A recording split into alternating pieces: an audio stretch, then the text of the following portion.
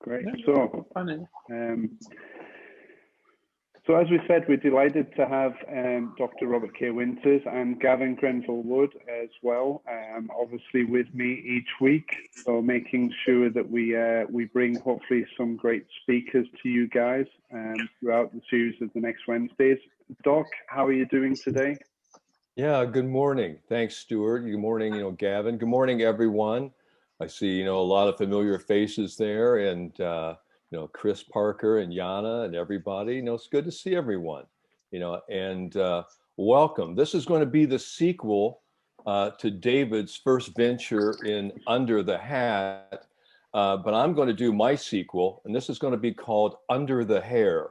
Okay, so we're going to have a little bit of a little change of pace there. So, David's always saying stuff about my hair. I have no idea, but as David's icon was his hat, he's always talking about my hair. So this is going to be Under the Hair. We're going to keep it light and lively, and hopefully keep it very interactive. And I want everybody to actually join in and get something good out of it. And I'm just really honored to be with you, two people, Gavin and Stuart, and we've known each other now for a long time, and I've known a lot of these great faces here that are jumping on. So we're really, really happy to be here. So thanks for having me on. Yeah, Doc, you titled the session here "Releasing the Genius Within." Obviously, the session is aimed for us to really help all of our coaches around the world add tools to their coaching toolbox to really help their students. And you talked in the subtitle about helping your students discover their true talents and potential. You've spent over 20 years working at headquarters with David. You've been around in the world of performance psychology for many, many years. You've worked with some highly acclaimed other sports psychologists. You've worked with tour players, collegiate players, players of all levels. So you've wrote numerous books, articles, commentated on TV shows, etc., etc. I think, we're very fortunate to have you on board. So for anybody that doesn't really, or you're not aware of who Dr. Bob is, hopefully that gives you a little bit of a background. I've had the pleasure of working with you the past year to develop a course for the university specifically for players, but helping our students as a coach is obviously our main priority, and helping them discover their true talent and potential is something that I think we would all love to hear more about from you. So what does that mean? Well, I'll tell you what, it's a huge field. I've been very fortunate, for many, many years. For those of you who don't know me, I have been involved in the game for 50 plus years. And I sort of date myself there a little bit. And I was looking through a lot of my material. I moved, from one home to a new home. And as I was going through a lot of my books back in the late 70s to early 80s, I came across, this notebook, and it was talking about the whole issue of positive thinking. And even when I first started, there really wasn't a field of sports psychology. There was sports performance, physical education. But I saw something here, and it said, the key to positive thinking is getting things in order the way that you want it to go. And I think that's the whole point about getting your mind in the right place. When we start talking about directed performance, purposeful performance, are you using your mind? Are you using your mind to get you to where you want to go? What's the end game here?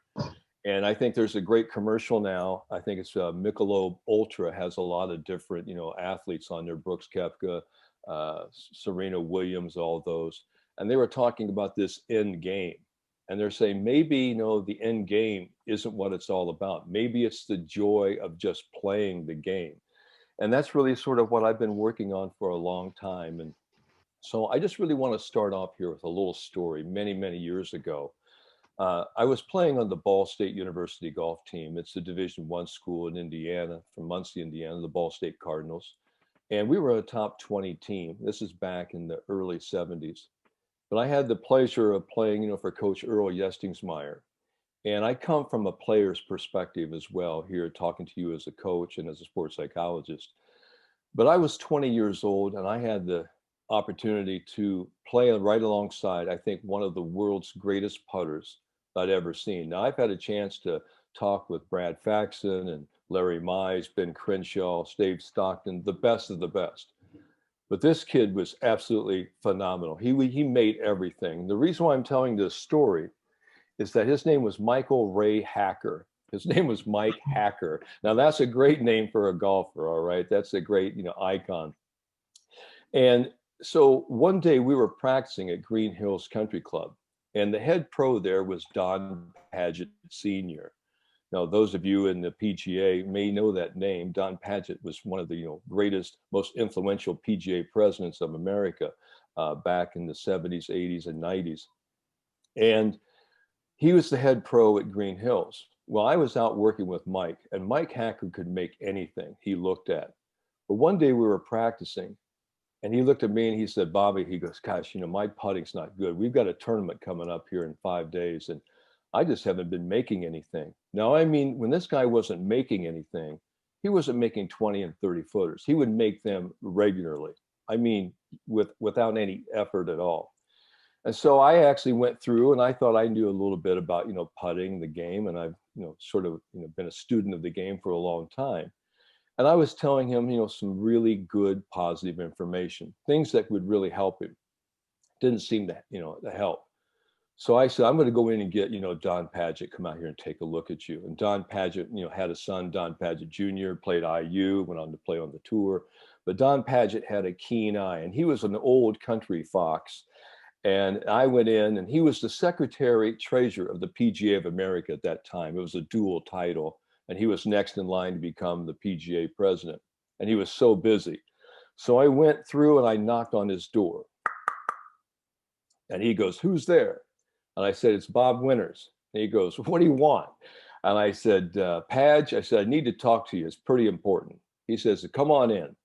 So I walk into his office, and he's got all these, papers and stacks of files, and he's taking care of about 20,000 plus PGA professionals. And I think he's doing something with the books and the taxes and things like that. And he goes, Winters, what's going on? And I said, Mike Hacker is out there, and he's having trouble with his putting. And Padge, takes off his, kind of his reader glasses, looks at me, he goes, Michael's having trouble. And I go, yeah. And I said, I've been trying to help him. And I said, he didn't want me to come in to talk to you, but I need you to come out and take a look at him.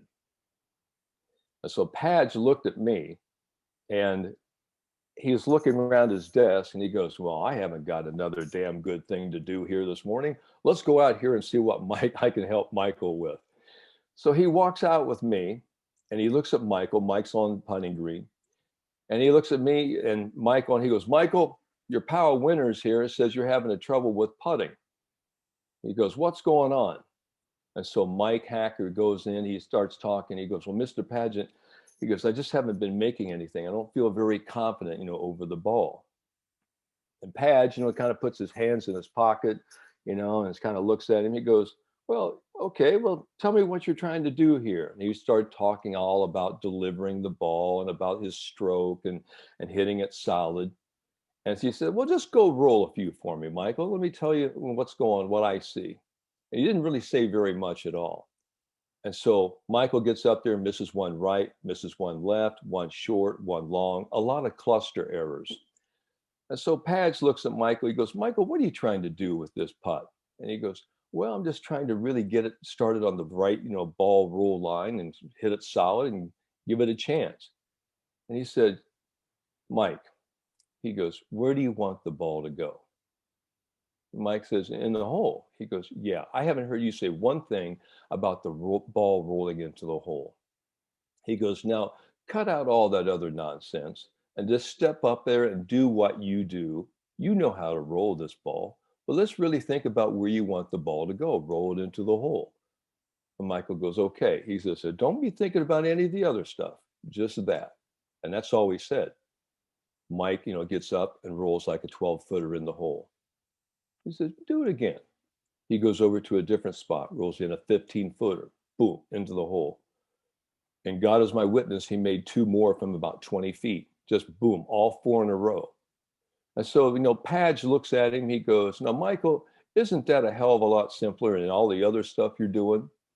And Mike looks at him and goes, yeah, yeah, I guess it is. And all of a sudden, Don Paget looks at me. He goes, winners, case solved. And he walks off the green and he actually goes into the clubhouse. And I'm sitting there with Mike, and Michael's going, wow, that felt fantastic.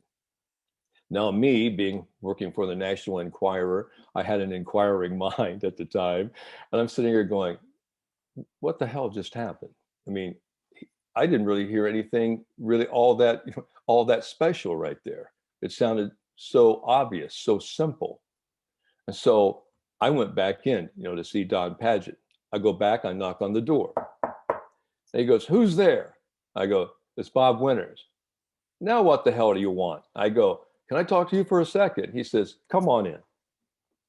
So I said, Page, I said, I don't know really what happened out there. I said, but I told, Michael, the same things that you did. But you got this unbelievable immediate result. What was the difference? Page takes off his glasses one more time, puts his chair back. He says, Winters, take a squat. Now sit down and savor the flavor, because I'm only going to tell you this one time. So he looks at me and he said, now, Bob, you're a smart college fella, well motivated, educated. He goes, you're a good golfer. He goes, now you know that I didn't give Michael anything that he didn't already have, right? And I go, yeah. He goes, and I know I didn't give him anything new that he didn't already have. He goes, do you agree with that? And I go, yeah. He goes, but Michael was looking for something. Michael, was having sort of this mental disturbance, if you say, whatever you say. And he goes, I had to give him something so he could actually, start to believe in his talent again. And I said, kind of like Dumbo with the crow's feather. And he goes, you're a smart college kid. Yeah, that's absolutely right. He goes, I gave him something that he could use and hang on to. And I said, wow. And he said, but listen, he goes, now I don't want you going back out there and telling Michael we had this conversation, because Michael, has found his juju. He's found his mojo.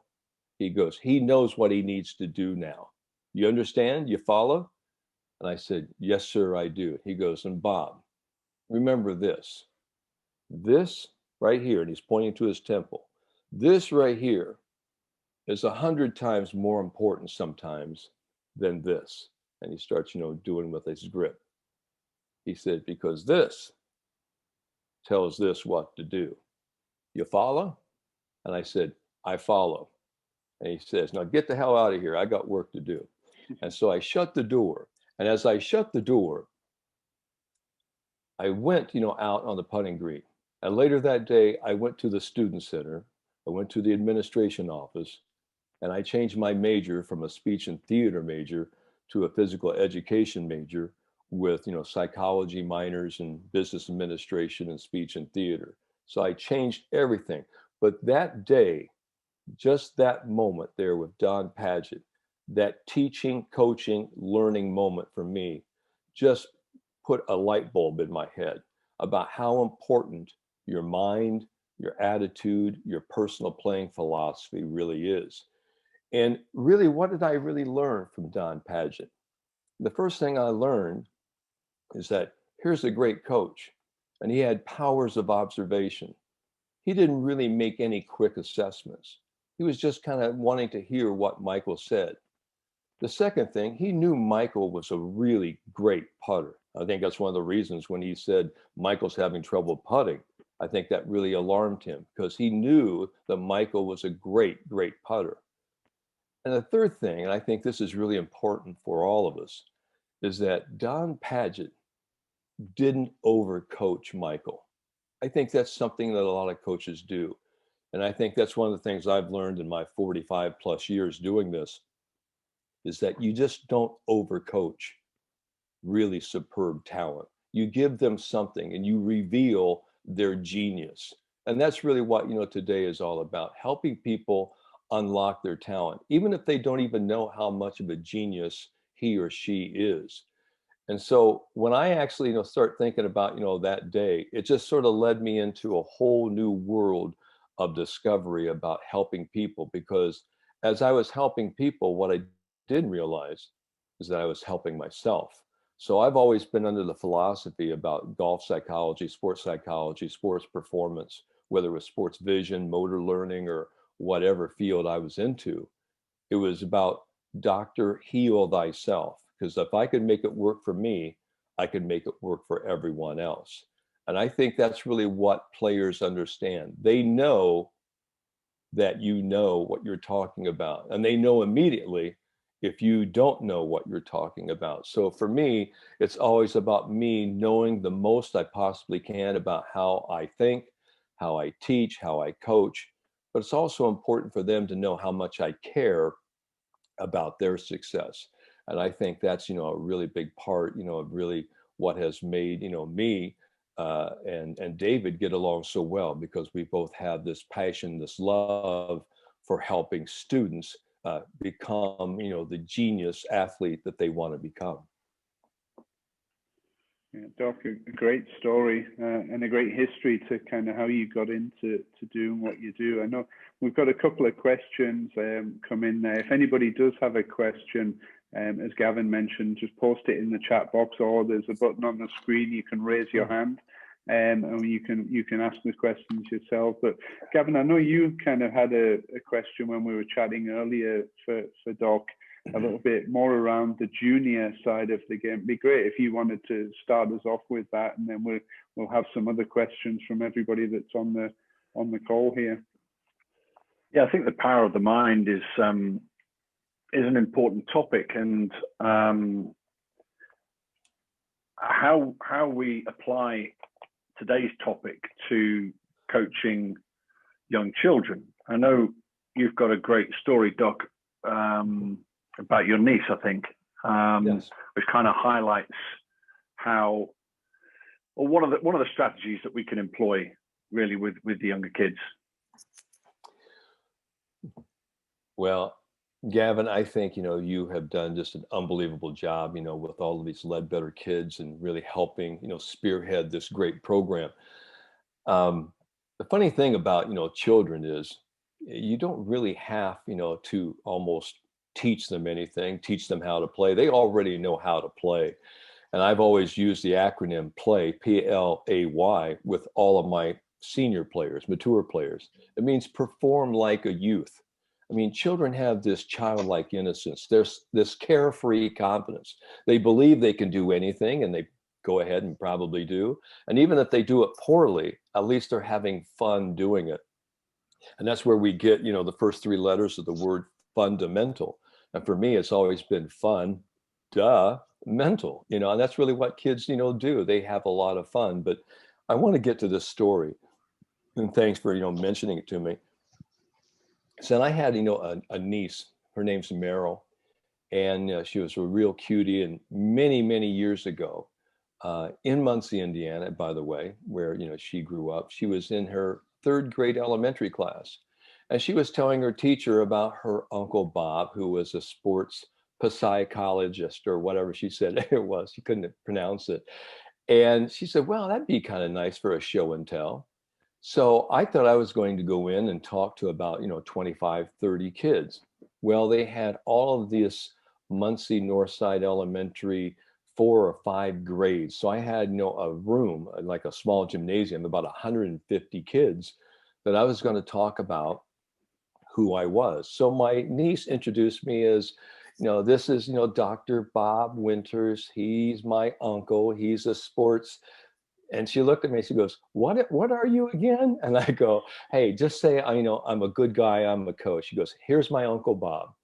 So I got up there and I tried to tell these young people about really what your mind's all about. And I started thinking, I said, what are some fun things for you guys to think about? I mean, what makes you happy? And so I got a bunch of, hands raised, and they go, rainbows make me happy, sunny days, puppy dogs, recess. One boy said 3:15 because that's when they get out of school. Many of them said lunch. And so these were happy things because I really wanted them to understand really, I said, that's really what great athletes I work with. They think happy things. I said, now let's think about some sad things, bad things. Well, mean dogs, um, lightning, thunder, the boogeyman, um, Mrs. Yater, who was a mean librarian there at the school. Her name came up. I thought that was pretty funny. And I said, this is the point. I said, great athletes, people you see on TV, Olympic athletes, people who know football stars, basketball stars, they don't allow themselves to think bad thoughts. They let them go. They dismiss them. They think happy thoughts. And I said, and my job is to help people let go of bad thoughts. And I'm looking around the room and I see this one little boy, kind of a chunky little boy, stocky is probably the better word for it. He had a Purdue gray t-shirt on. He raises his hand and he looks at me and he goes, I go, yeah, what's your name? He goes, my name's, Devin. I go, yeah, Devin. I go, what's your question? He goes, I don't get it. I go, what do you mean? What don't you get, Devin? And everybody kind of laughed. He goes, I don't get it. He goes, why would anybody think a bad thought? Why would somebody think bad stuff? He goes, I just think that's stupid.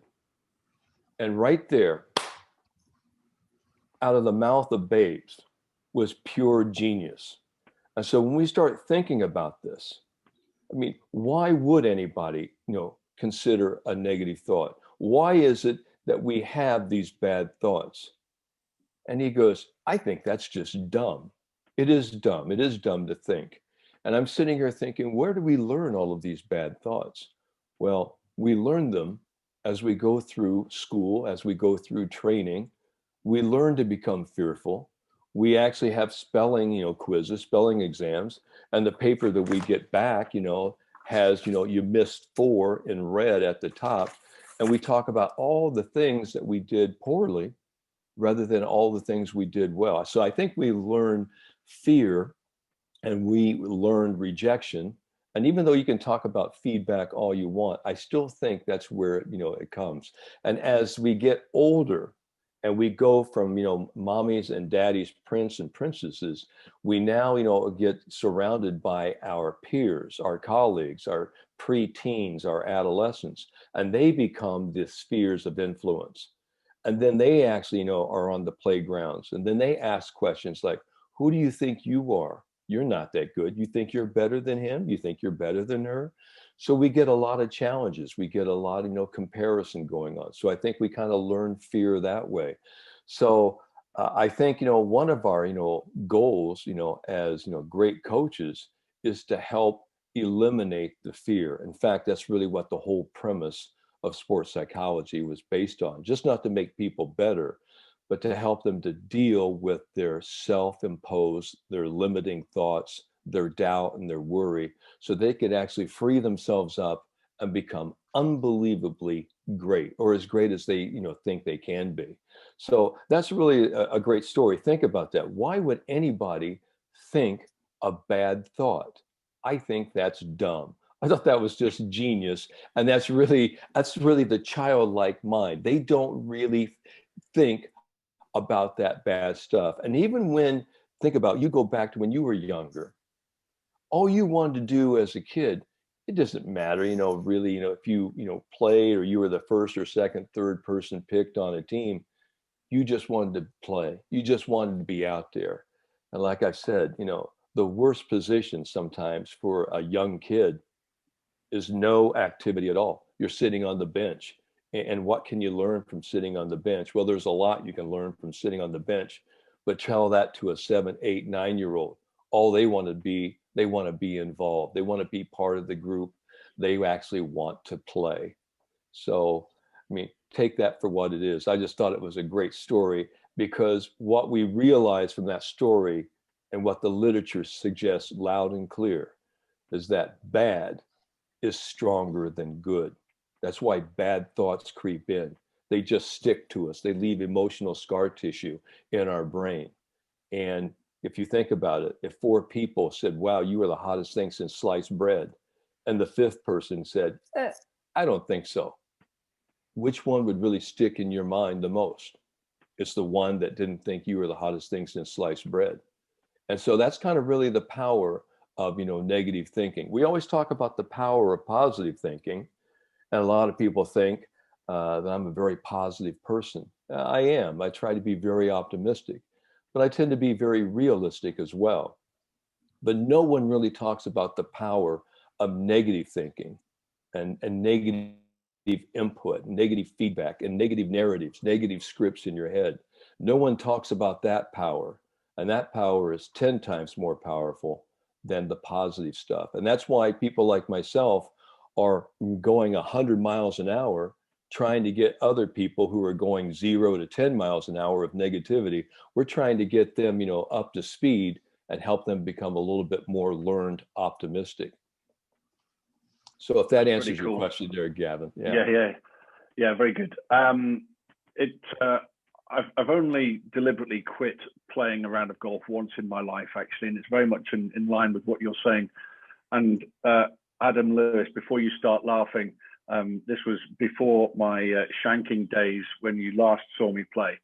But I was 7 under par through 5 holes at the Arthur Hills course at Hilton Head Plantation, it is.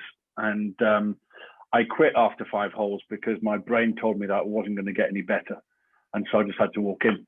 And, you wonder where it could have gone, but that was the power of negativity talking there. So very interesting story. Stuart Campbell in Ascot. You have a really good question on this, actually, which I think probably talks about doing something deliberately, right?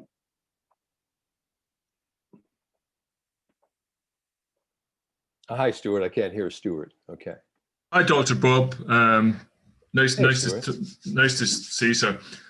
Yeah.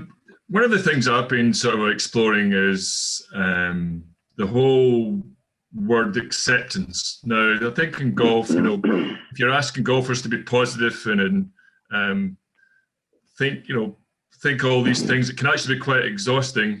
Giving them a little bit of ownership on saying, well, can I play with acceptance today, where every shot I hit is going to, I'm going to try my best and accept the outcome. And then that creates a lot less interference on feeling bad about themselves. It's a tough one to sort of get people thinking about, but it's that asking that good question to yourself, can I accept every shot I hit today? Yeah, that's a great point, great issue. And let's talk a little bit about acceptance. Let's think about, and I always talk about in stories. If those of you who've never heard me before, I always give like little stories. But just think, Stuart, that I am a mattress salesman, okay? I'm going to sell you a mattress. And you come into my mattress discount store and you say, Dr. Bob, I'm looking for a really good mattress. Good, better, best. And I tell you, I say, hey, here's a Serta Perfect Sleeper. It's $800 for this mattress. And you go, wow, okay, I like that. Do you have anything better for me? And I go, well, here's a Sealy Posturepedic for $1,000. And you go, oh, okay, that's better. But what's your best mattress? And I go, here's a number system mattress, $1,800. Good, better, best. And the reason and where I'm going with this story is, Stuart, is that I want every player to actually go out and ask themselves, am I going to be good to myself today? Do I believe in my talent today? Okay, all right. And right from the very good start, because if you don't believe in yourself, right from the get-go, it's just a lie. And lie is in the middle of believe, Believe. If you don't believe in your talent, you're just lying to yourself, because that's the whole point. And there's no BS in golf. The golf ball knows exactly where your mind is, on every shot. Now, at the end of the day, we can actually look back, Stuart, and say, could I have done better? And that's where the feedback, that's where the evaluation, the post-round assessment comes in. But here's the kicker. On every shot that I played, one shot at a time. Did I give my best? Did I give my best effort into that shot? And I remember years ago, sitting, in our office here at the World Teaching Headquarters at Champions Gate with a young Justin Rose. And I asked Justin point blank, I said, have you ever played a round where you gave your best effort into every shot? And he looked at me and laughed. He goes, no, I've never done that. I've never probably even come close to that. Is that even possible? I go, it is. I said, but it takes a lot of mental discipline. So when we start talking about giving our best and playing one shot at a time and accepting, a lot of people go, yeah, that acceptance stuff, that's pretty hard because to accept the result. Now, what acceptance means, acceptance is a neutral, objective judgment. Whatever the result is, it is what it is. There's no unchanging that result. Acceptance doesn't mean you have to like the result, but it does mean you have to deal with it, cope with it, and again, have some tolerance, for what is a neutral, an unchanging objectivity, right? So the point I've actually tried to help people understand with acceptance, it's a term that I've created called vested indifference. Vested indifference means you invest your energy into this moment, into this shot, doing the very best that you possibly can. And then when you hit the shot, whatever happens with that shot, you have sort of this emotional, visceral indifference to the result. Because you know that when you stepped into the shot, you did the very best with it that you possibly could. But the indifference is, good, bad, or indifferent, it is what it is. And so when you know that you actually did the very best you could on that shot, and then you have to be able to cope with it, deal with it, and then actually neutralize it, that leads to a greater level of acceptance. And that's what vested indifference is, because each of us goes into a shot with this very purposeful intent. This is what I want to do with the shot. But you have to have this vested indifference to understand that the results, maybe, you did a lot better job in the process. Maybe you didn't get the result that you expected, but it is what it is. And that's why golf is such a humbling game. It's such a tough game, and it's a cruel game. And it really doesn't care how motivated, how much you practice, how dedicated you are. It is what it is. And that's why when you start talking to athletes, did you give a great effort into that shot? Then you did all you can possibly do. And now to even gain control is that once the ball is hit, you then say, well, I don't have any control. What happens to the ball? Well, no, not after you hit it. But you do regain control about how you're going to react and respond appropriately to that end result.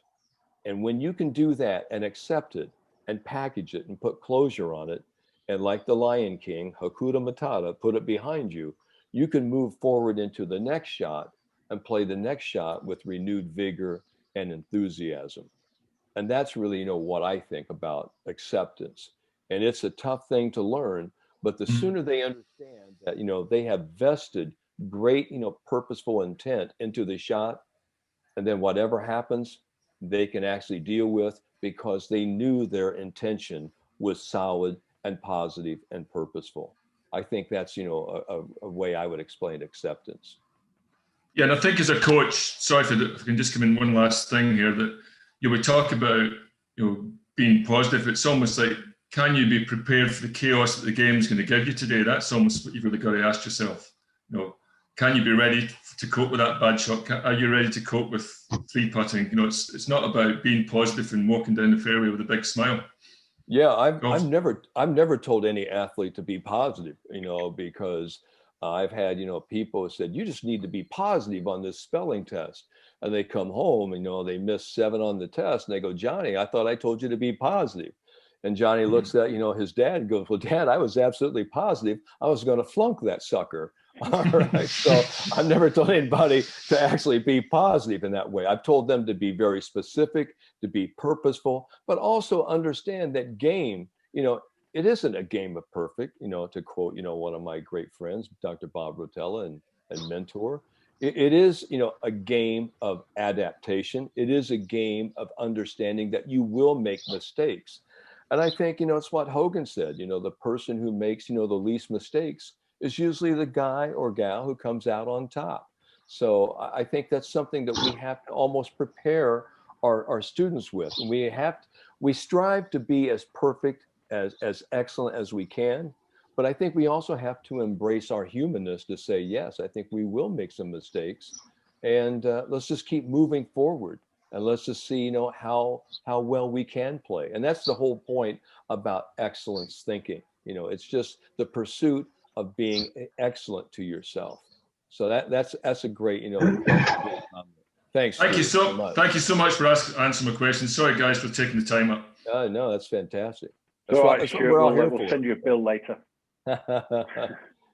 I wanted to go to Garrick Malone, who's in Nashville, Tennessee, because Garrick's got some quite relative points, I think, that makes the conversation evolve from the points that Stuart made. So, Garrick, are you there?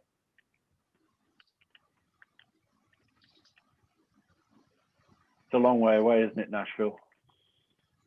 Middle of nowhere. Okay. Well, equally, we can move over to Craig in sunny Middlesbrough. Okay. Guys. There we are. Hi, guys. Bob, this is just really opening my mind up, the stuff that you're talking about, and it's something that I've sort of believed in, I've experienced a little bit in my life. Again, just how your mind can influence a situation and create a performance. A little bit of a short story. I won't waffle on. I'll go into it. But basically, I've had two experiences where I've actually woke up on the morning of a tournament and just, I don't know what it was, but I just knew I was going to win. And everything about that day was just a moment of pure serene calmness, and I just knew the outcome was going to be a victory.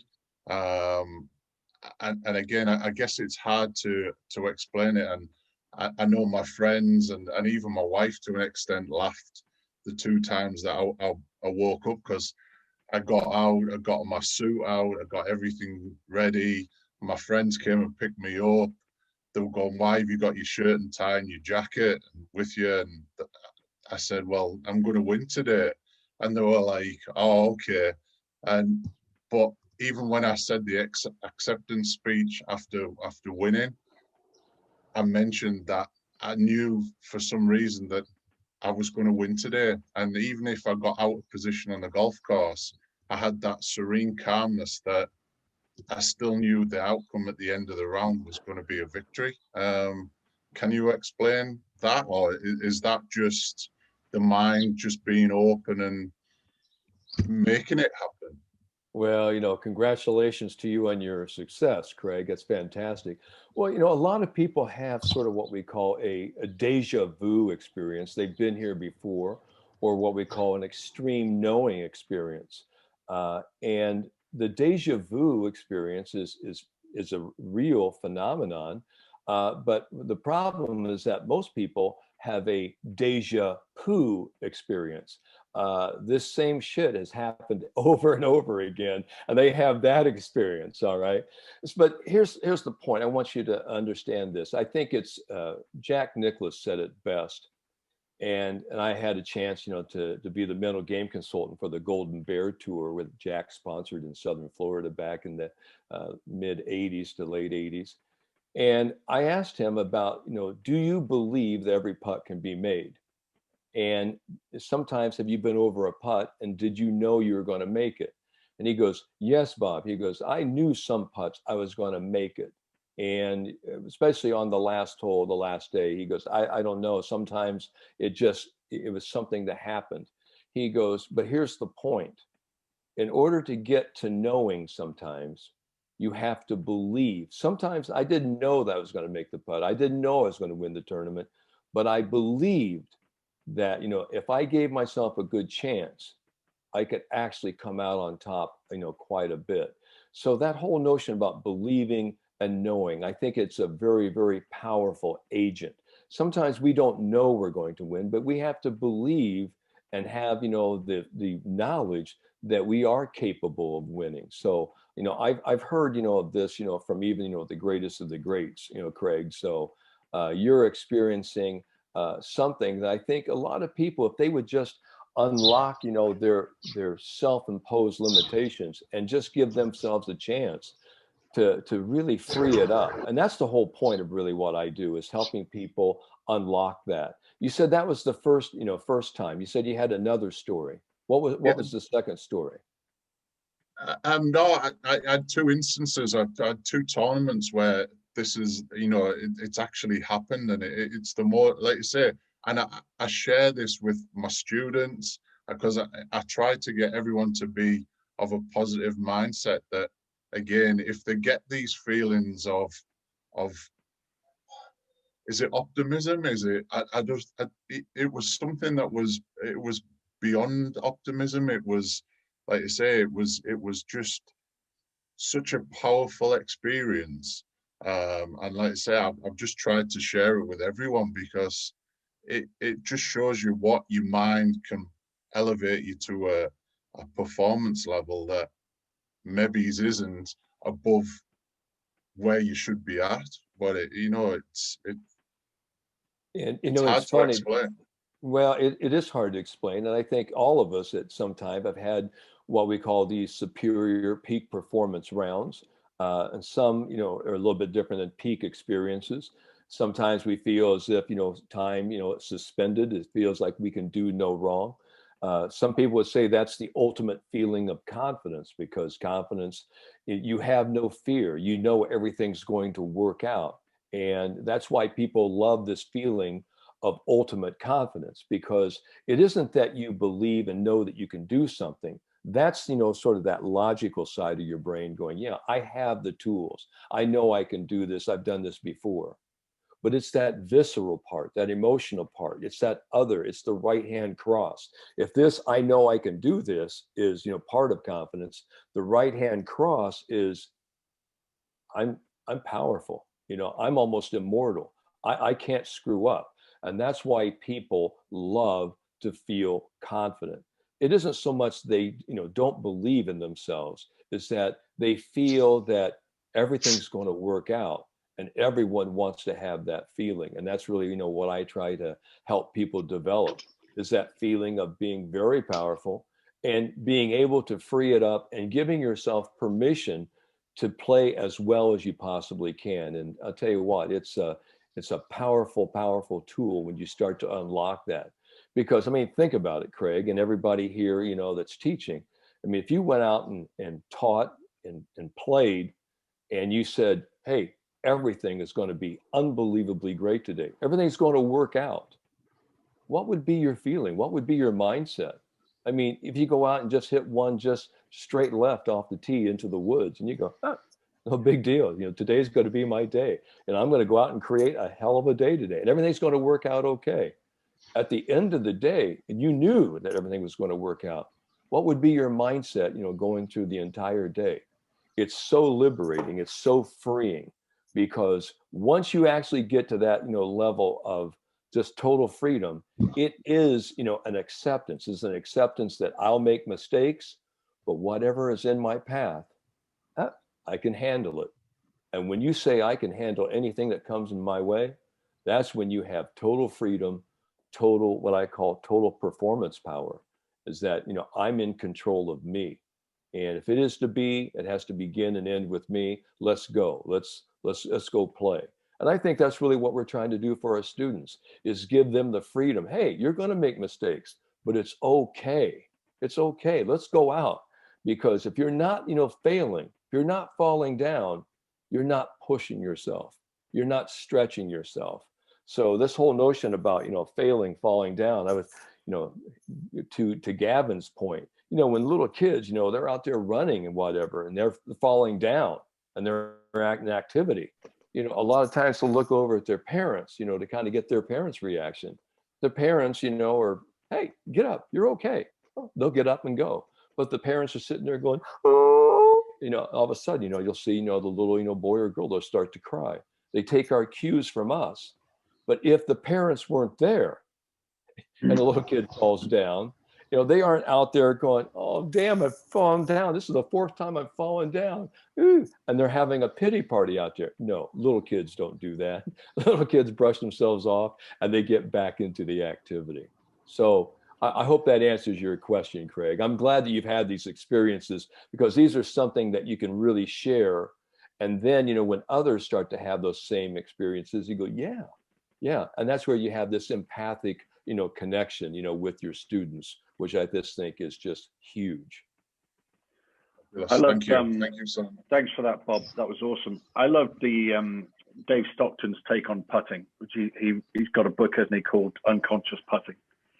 And I often reference this whole topic to comparing, perhaps if we were to play golf like we were to use a knife and fork. I mean, how good would we be?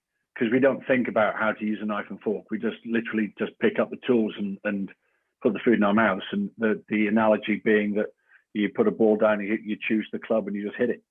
And the more we think, quite often, the worse it gets. And what I wanted to do was move to Roger, because Roger, you've got 3 minutes, Roger. I know this could be in danger of going for too long here, but you've got a great story about something that happened very consciously to you when you were a little boy.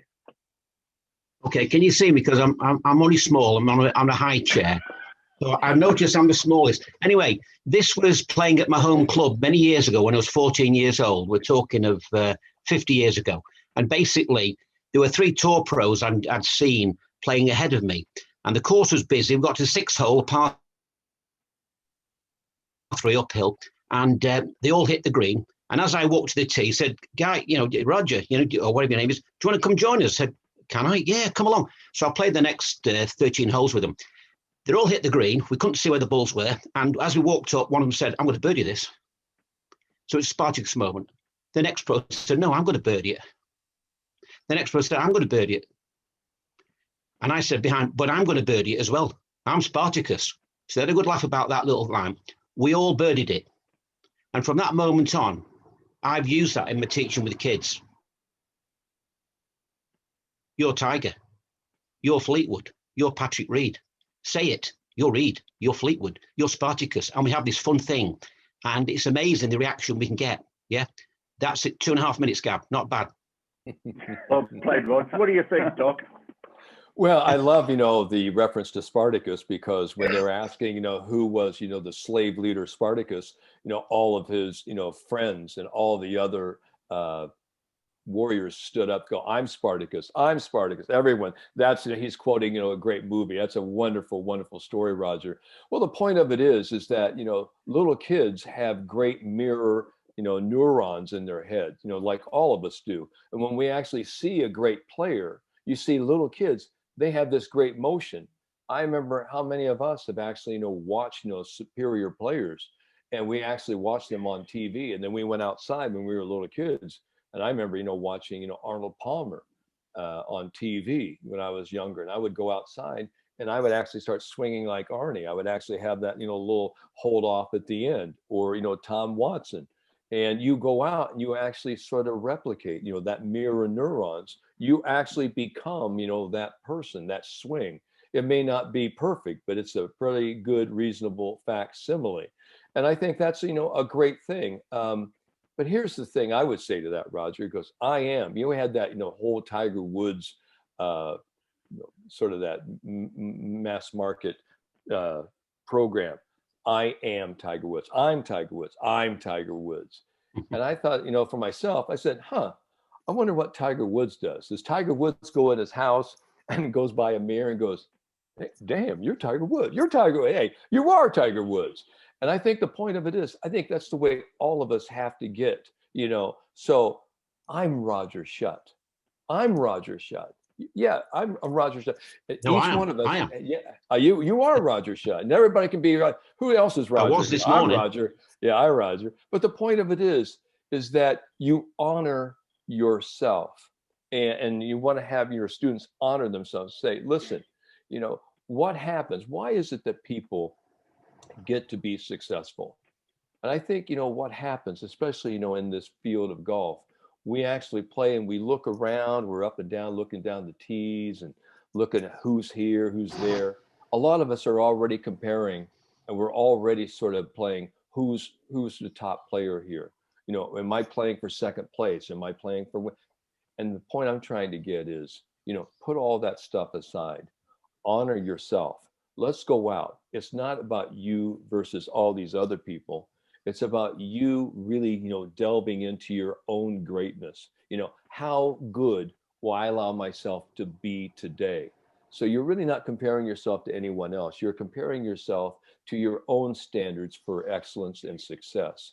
And your true opponent is the game. It's the golf course. And it isn't a game of you versus you at all. And that's, an old fashioned sports psychology saying, you versus your mind. That isn't it.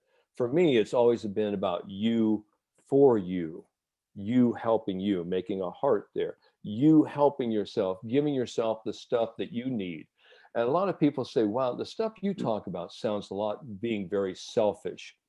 And selfishness gets a really bad rap in our world. Selfishness really means is having a high self-expression for one's own interests. And so I like to use the word self-full. You're full of yourself, giving yourself the positive things to help you actually create, a living reality for yourself. That's really what, going after your dreams is all about, is actually finding out who can I be? Can I be the very best Roger Shutt today? And how great, can Roger Shutt be? Well, I mean, in your mind, you're only limited by your own, belief system. And so if you're always, playing with mental handcuffs, that's our task as coaches, as teachers, is to help players, access, take, the mental handcuffs off and be free when they go play. And how good would you be if you didn't know how good you were or how good you had to be? And I happen to think for most of us and most of our students, they let the results, they let expectations, and they let the scorecard get in the way of some unbelievable talent. Handcuffs are coming off, Bob. Okay, all right, Roger. Fantastic. Hey, I am Roger. I'm Roger Shutt. I'm Roger Shutt. Okay, great story. We need Wonderful. to get you two in a room, dark room. That'll take some doing.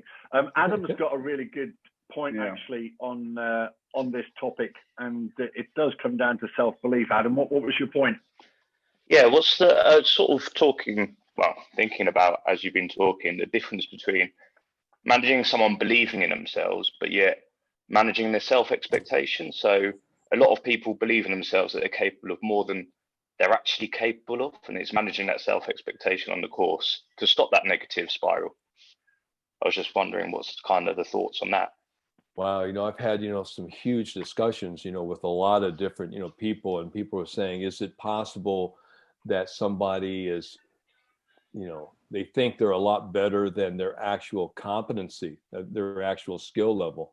And I think that happens a lot, but you have to ask yourself, if you're going to, ask somebody, okay, are you as good as you think you are, or you're as good as you think you could be?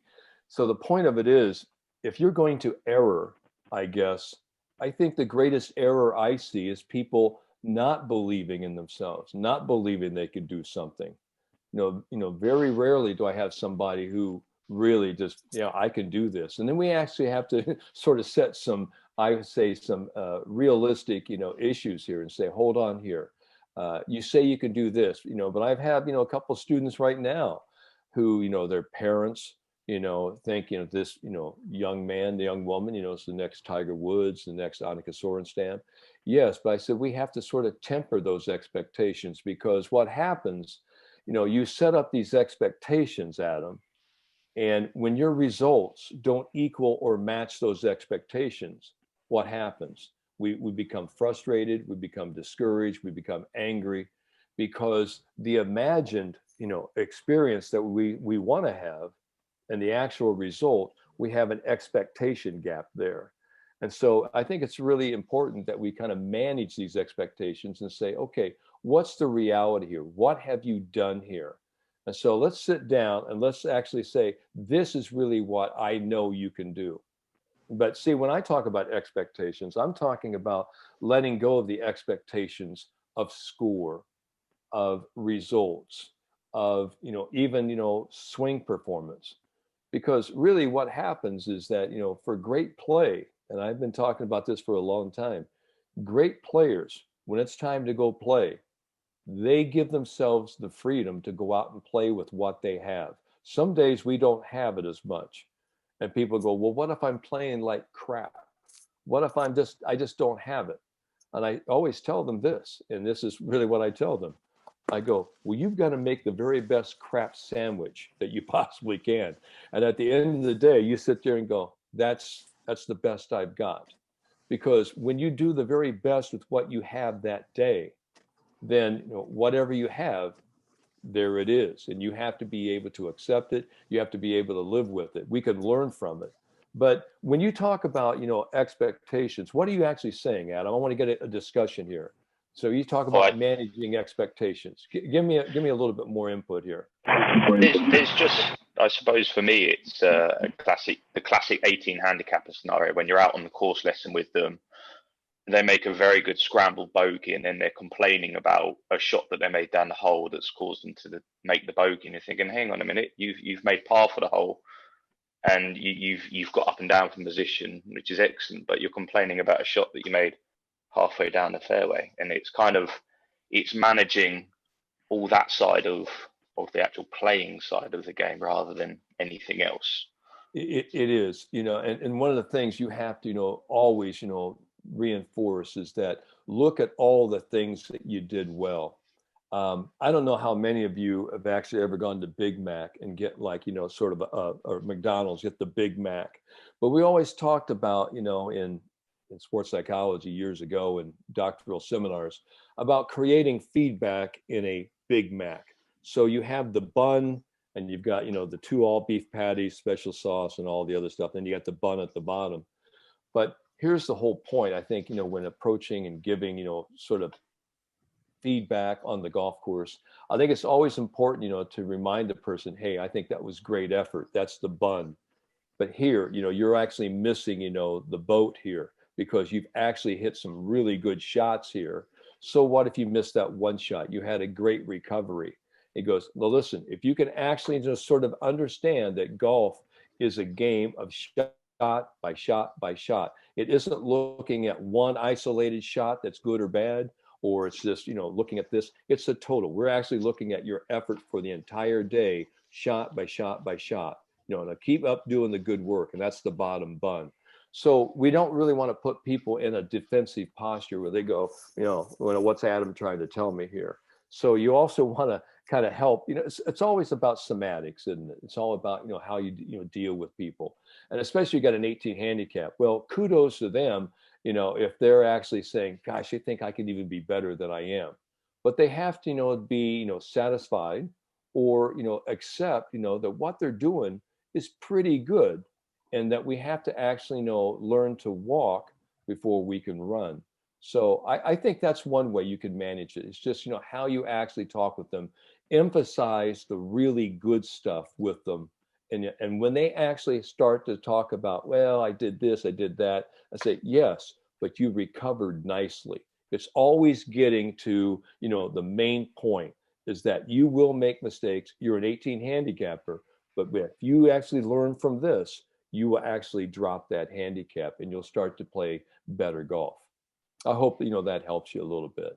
Yeah, I did. I like the walk and run scenario. I mean, we all teach those people who are definitely that they want to run well before they can walk, and it's just about finding something to help manage those types of people. Well, I've had, suppose is many tour players and their parents, especially, my LPGA tour players. I had one, that said, her daughter was just so impatient. I mean, she's tremendous players, won several tournaments. And she goes, we've been praying to God. He goes, God, give us the patience. And she said, yes, and we need it. We need it right now. So I thought it was pretty funny. They're praying for patience and they wanted it right now. But that's the whole point, is that, patience for me, and this is really something that I think everyone, this is kind of a Dr. Bobism, and I've said it for a long time, is that patience is confidence waiting to happen. And I'll say that again. Patience is confidence waiting to happen, meaning patience isn't some type of dandelion pie in the sky. Patience is a warrior's virtue. By staying patient, by staying involved, by staying in the mix, good things will happen because you didn't get upset, you didn't get irate, you didn't get, out of your process. So, staying patient, staying involved, one after one, and just being relentless, being smart, aggressive, being smart first, but being aggressive and being free and going after each shot, one shot at a time. I think, this is a wonderful thing.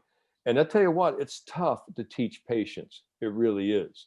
And, I have a lot of different strategies for doing it. But, I just really want you to think about that. Once your athletes understand that patience, it is a virtue and it's confidence waiting to happen, I think then they actually, stay the course and they will stay steadfast to the principles you try to help them uncover and learn. Thank you. Yes. Thank you for the question. Great. How's everybody doing?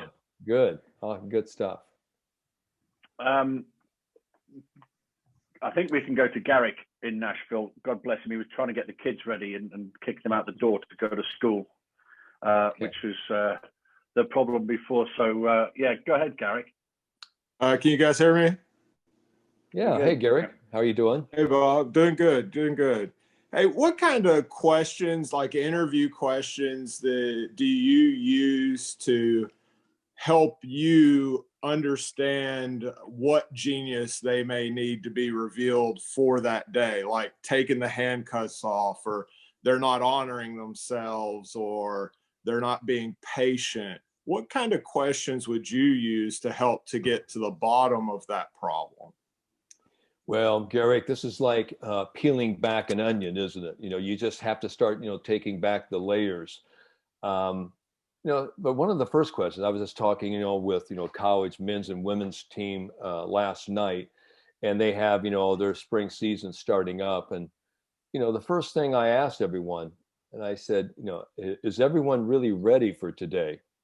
And and I had a lot of people there, yeah, and they're, college athletes, and a lot of them were just sitting there kind of like a deer in the headlights. And I go, no, really, is everyone really ready to play, in this tournament? Are we really ready to go out and give a championship performance this next week? And we had someone said, well, what does that mean? And I said, let's think about it. Here, most of you are 19, 20, you've been playing golf now at least 10, 12, 13 years. I said, here's what I want you to think about. You've been getting ready your whole life for this upcoming season. You've been getting ready, for the past, X amount of weeks and past months. You've had a year of COVID that you've been actually, back, kind of waiting for. This tournament, you've been getting ready for this your whole life. You're ready to play. And you have to ask yourself, what am I so nervous about? Am I nervous because I don't know who's going to show up, what I'm going to do, how I'll play? I said, let's not even sit there and have any self-limiting beliefs right there. Let's go out and let's just find out. Let's just go play. And I said, that's really what play means. It means to perform like a youth. We're going to go out there and play with a childlike vigor, a childlike zeal. We're going to actually just find out. And at the end of the day, when we find out, hey, did I give myself, that total freedom? Did I take, the chains off? because that's really what it's all about. Did you really trust yourself? And when we start to talk about training, are you really training, and are you training yourself to trust? So, everything you've been working on, will you give yourself permission to trust yourself today? And for me, Garrick, that's the first question, that I always ask them. And then, I'll say, well, are some of you, kind of nervous, have a little bit of anxiety? Well, good, because that's a great thing, because now it shows that you care. And I'm really big on the acronyms, so I've always said that care is a committed action to respond effectively. A committed action, because when you have an action plan, it gets you through the fear. And if you didn't care, all right, it wouldn't have any value to you. See, Gary, the biggest thing for me, when young people have pressure, they go, I feel so much pressure. Well, pressure defined is a factor or any combination of factors that increases the importance of you wanting to perform well. So there's a perceived value here. So if you want to play well, then it means something to you, that you care. But you have to have this committed action to respond effectively and to say to yourself, I'm going to do what I know I can do, and I'm going to do exactly what I've been training and preparing myself for. Now, no matter how much you've been practicing, how much you've been training, how much you've been preparing, you still have to have yourself a philosophy, a mission statement that says, this is what I'm going to do today. So people say, should I have a goal? Should I have a target goal? Yes, my goal, for every one of my athletes is to go out, be yourself, create your day. Whatever, they interpret that to mean. That's what I give them. And so I kind of started off with that. So I don't know if that answers your question, but that's really what I tell people. That's really what I've been telling teams and individuals for a long time. That's how this conversation gets started. Are you ready? Are you ready to play? Are you ready to step up and be big today? No, I think that's great. Thanks so much. There's a lot in there that would start to spark a dialogue to get to what you were saying. Well, Garrick, the biggest thing, for anyone is that, we just have to get going. I keep thinking about, a huge airliner on the runway. I mean, it's there at a standstill. And if you think about it, it has to creep at a crawl at maybe 1, 2, 3 miles just to get it going, so it can actually rumble down, the runway at about 200 miles an hour before it takes off. So it all has to start with just a little nudge. And that's really all people need. They just need something, an entry nudge to get them going. And I think that's always a good question. Are you ready, to perform great today? Yeah, I mean, that's such an open question. That's awesome. Thank you. You're more than welcome. Okay, good. Nice question.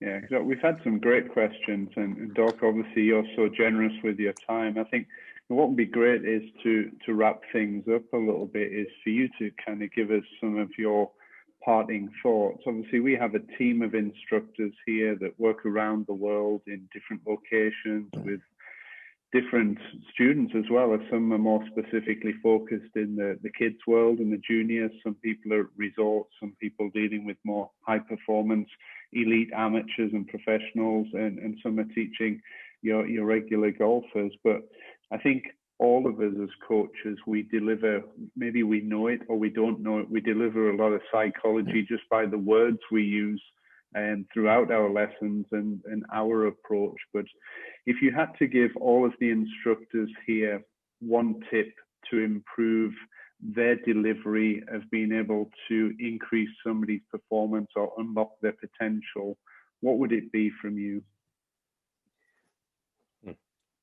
I'm going to use the wonderful words of poet, activist, speaker Maya Angelou. And she said, success is liking what you do, and it's liking who you are. And not only liking what you do, liking how you do it. And I've been told, through all my career, don't try to be like me, be like yourself. I think that's the most important thing, is to really, just know what you know. And we all have a choice. Are you going to go out? Are you going to be a great coach? Are you going to be a great teacher today? Or are you going to find ways to say, boy, I hope I don't screw up. I hope I don't mess this person up. I don't think any of us, are here because of that fact. And I think that's the whole reason that we got into this game, because it's the greatest game ever invented. And the point of it is, I love that, what she said. And success is liking who you are, being comfortable in your own skin, being free enough to do it the way that you see it. Now, we've all been trained here in the Leadbetter method, and it's fantastic. Each of us has our own little view, our own perspectives, and that's really what makes us genius in our own right. Everyone has their own way of saying things, of describing things. But what's the end goal? Is that we're having a blast doing it the way we're doing it. We're doing it with passion. And our kids, our athletes, our students, they pick up on that.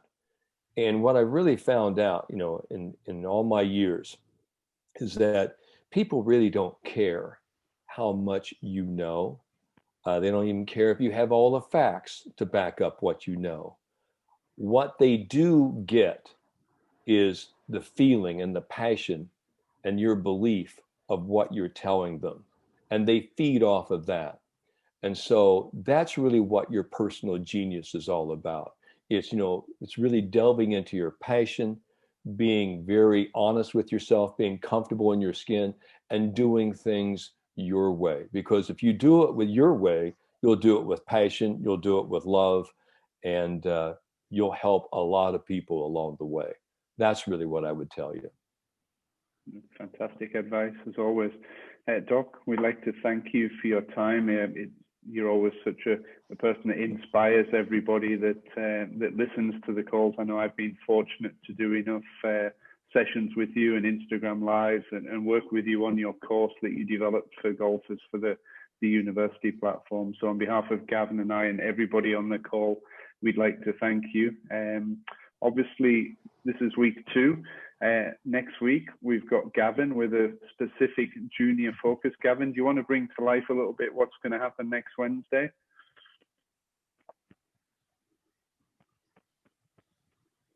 You may be on mute there, Gav. Yeah, long time. I forgot what I was saying now. It was so good the first time round. Obviously, there's a focus on the kids stuff next week, and just bringing to life your philosophy, your individual philosophy, or your own coaching DNA, how to let that shine throughout your junior program, and some strategies around creating an appropriate structure. So that should be good, and it'll be there'll be a lot of interactive back and forth between you all. So hopefully you can all join us next week. When is it, Stu? I forgot what time it was. Yeah, Gav, I don't have it right in front of me, but I will email everybody tomorrow with the details for next week's sign-in, and also a link to today's recording as well. Every session that we do will be recorded. Every session that we do, we want you guys that have the time and you've made the effort to join in, give you the opportunity to really ask some questions, be involved. Gavin and I want to make this with the speakers as lighthearted as possible and a really healthy environment where everybody can keep learning, keep growing, and keep sharing their experiences as well. It's great to hear Roger and Craig's stories today. Great to hear Stuart asking a few questions, and Adam, yourself, and a couple of others as well. And Doc, your storytelling is something I aspire to develop one day. I don't know if I could ever deliver it quite as well as you do, but I'll just stick to being me. Hey, Stuart, I want to say something here. I've never met, Leah, but Leah, I want to say, congratulations to you on you and Robin, for your awards this year, and for everyone else, I really want to say, I don't get a chance to see people very much. Chris Parker, Chris, the beard is looking fantastic, my young friend. It really is. It looks fantastic. And Yana, you're doing a great job with your kids. I'm following you on Instagram. And for those of you who don't know me or whatever, I'm very open, and please, drop me a line. I would love, to hear from all of you, hear your stories. Anything I can do, I'm here to help. And that's really what we're all about. Hey, I'm Roger Shett. There's Roger showing me Spartacus here. Fantastic.